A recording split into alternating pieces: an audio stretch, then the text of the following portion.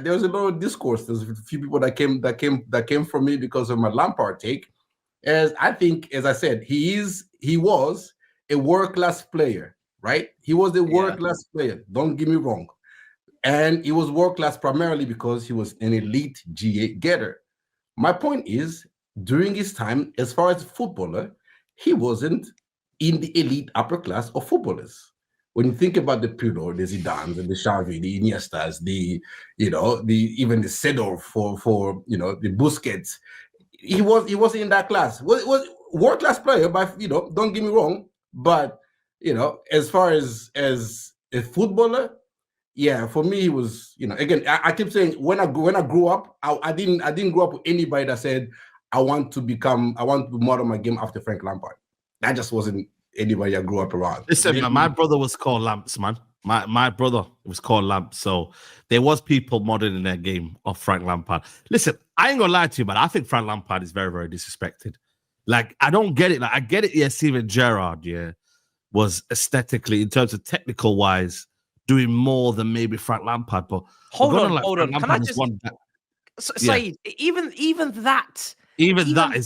that irks me, because when people say that Gerrard was more aesthetically pleasing or whatever, Gerrard had more mobility. Gerrard was more quote unquote English Premier League, box to box, engine, inner tackle, scrappy, fierce. Lampard was, in my opinion, more graceful. Lampard, in my opinion, didn't have as much of an engine as Steven Gerrard. So he did play the game with more poise, in my opinion. And when people talk, you just said there, oh, Lampard, no one wanted to be Lampard. The first Chelsea game I went to, 07, 1-1 at home to Aston Villa. The one person I couldn't take my eyes off was Frank Lampard. That was my favorite Chelsea player from the get-go. If you actually go and watch Lampard in person, which I'm guessing, Robert, maybe you didn't get the chance to do, but the way you've disrespected him, it's just insane to me. This guy was, when people say, oh, he's not as technical. No, actually break down technically what you want from a midfielder. Yeah, I was going to say. And tell me what Lampard cannot do as a midfielder. See, because you can't tell me Lampard can't pass. You can't tell me Lampard can't shoot. You can't tell me Lampard didn't play multiple positions. Scholes played as a second striker. Lampard box crash. But where did Lampard play at the end of his career? He played in the double pivot in the Champions League final next to John Obi Mikel defending. So you're going to say he didn't dictate games? You're going to say he didn't have big moments? He had loads of big moments. You say he didn't turn up in finals? Yes, he did. What is it that Lampard technically I'm just saying. I'm not saying he wasn't good. He couldn't do any of those. My point is, people trying to act like for his time he was elite. Everybody at his time was good at football. What does that mean, elite? You had the Deco. You had Saeed. Michael Carrick. Michael Carrick. Yeah. As far as the football, you can't compare. No. Relax. Steve, chill out, Steve. Steve, I need you. No, please. You're comparing Carrick and Lampard. Is that what you're doing? No, because let him land. Carry on.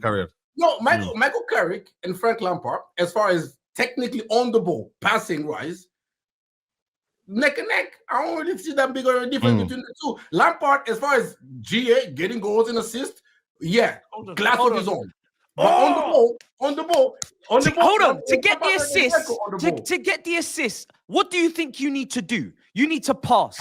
Now, hold on a second. Who had a better team in Lampard's career? Was it Man United or Chelsea? Who had a better team? Lampard had consistently world-class players.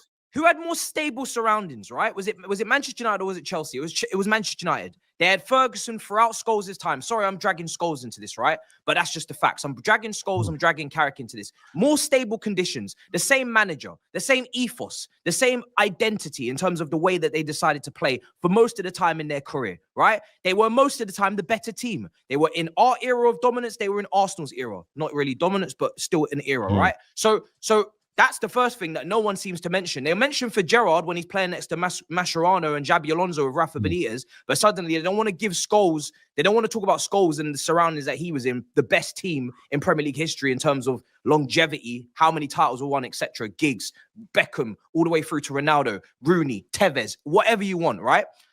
You just said that what did you just say? You said Lampard's not a great passer. So he's getting all. He's the only player with Rooney to be in top 10 for assists and goals. And you think those assists are just coming from what? Where are these assists coming from if he's not a great passer, bro? You know who's number one is in assists?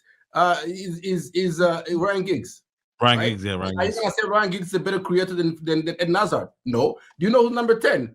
James Milner. Are you gonna say James Milner is better than Thierry Henry, who's number 15 on the all-time list? No. So getting all the assists, yes, it's fine. But I think more it's a testament of your teammate. Lampard was surrounded with elite, world-class teammate that could turn half a chance into a goal. Simple as that. Hold on, we didn't even have that many world-class strikers. You go through Chelsea's all-time top goal scorer list. Lampard's at the top of that, by the way. We don't have an allure of world-class strikers. We didn't. Yeah, We actually. The one he played with.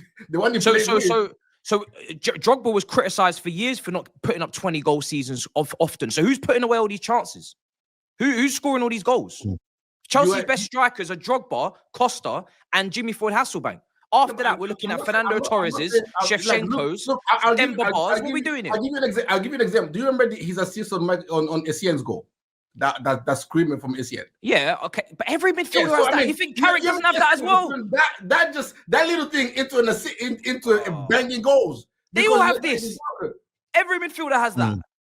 Yeah, but again, by the way, Carrick and Fran Lampard, you can't really compare them because one was more of a deep line playmaker, getting the ball like Busquets and whatnot, and one was obviously arriving late in the box, but then also preferably playing in the 8 or later on in his career, like Matisse said, playing as a 6 spot. Listen, I think for me, everyone has their styles, right? And why Frank Lampard was so good because he could play in multiple positions and still be effective in a game. He would arrive late in the box. He could get the ball from the 6th row, pull it 50 yards and pass it to the striker. So he could do a lot, man. And I think for me, like sometimes when you're a master of all trades, people take that away from you and be like, oh, but really and truly, what was his kind of defined role in the team? And that's what you're looking at, though. I reckon Robert is saying, what was he really good at? You know what I mean? Yes, he got the goals. But I feel like that's what you're doing, though, Robert. You're trying to say, like, what was he really known as? Whereas you look at maybe Scholes and Gerard, they've got specific kind of maybe. So would you rather have a midfielder that was very good on the eye on the ball, that could do the passing, the tricks, the dribbling, but scored 50 goals, or would you rather have Frank Lampard that scored 211 goals? No, I would take Frank Lampard all day, every day. My point is, that's what I'm saying. So it doesn't have to be if Frank Lampard is a cog in the Chelsea machine and Chelsea are winning trophies and he's scoring 211 in goals in midfield, which is diabolical, by the way. Then Frank Lampard, you've got to respect him for it. That's why he's in the conversation with Gerard, Scholes. Nobody mentions anybody else. It doesn't matter how he looks on the eye because he got the job done. You know what I mean? There's plenty of footballers who technically are better than him, but in a game, there's nobody that could read a game like Frank Lampard. You don't get that amount of goals in the Premier League if you can't read the game. You've got to come late at the death. You've got to be there. You've always got to be in and around the box to crash them goals in, and nobody did it better. People faded late in games, but Frank Lampard, don't forget he played for Man City as well. He come to us, and we were like, fucking Frank Lampard. But I tell you what, he was doing the same for us, and he was old, but he's still done it. So I think you've got to. You want the best on the eye. You're not going to get as beautiful, flowing, techie Kevin De Bruyne kind of assist. You're not going to get that. But what you are going to get is pure, like arriving late. There's a knack to it. You don't get 211 goals by just being in the. You've got to read the game, and he read it better than anyone Intelligence. else. Intelligence, no pace, no power, no technique. Teddy Sheringham wasn't good on the eye, but his brain just took him to that next level, and that's what Frank Lampard. He's a very clever footballer for me. I just don't understand. I don't even understand how he didn't look good on the eye. Like, what was he doing that wasn't good on the eye? Compared to either of his era, he just didn't. Okay, he's not Zidane. I'll take that. He's not Iniesta in terms of dribbling. If he was called Lampardinho, if he was Spanish, he'd be getting his flowers. Yeah, Steve. If he was Spanish, I'm telling you, he'd get way more respect. Lampardinho. If he's called Lampardinho now, we'd be talking better than Ronaldinho for the goals and that. Did he give the ball away a lot? I don't think he was a player that I looked at for gave the ball away a lot and was like almost like a detriment to the team as well. It was steady. But don't say steady though and stay steady. Like, I feel like that there is almost like a disrespect. He wasn't steady. But the guy was playing against Barcelona, bro. Was he looking out of place? When he's playing that passing behind for Ramirez, or he's playing the outside Trivella passing behind for Drogba, is this just steady stuff? When he's doing that back heel against Bolton for Drogba with Deco, is that just steady Eddie stuff to you? What are we doing here? No. Now, I like Lampard. I like Lampard more than Gerard. I'm not going to lie to you. Like, if you want a hot take, for me, I rated Lampard more than Gerard. So it's one of them ones where it's how you see football. Like, for me, I looked at Frank Lampard and I was like, yo, man, I would love a player like him in my team, especially when we didn't really play with the natural 10. You know what I'm saying? I would have loved Frank Lampard at United, but you know, everyone has their kind of almost their what they like, what they don't like.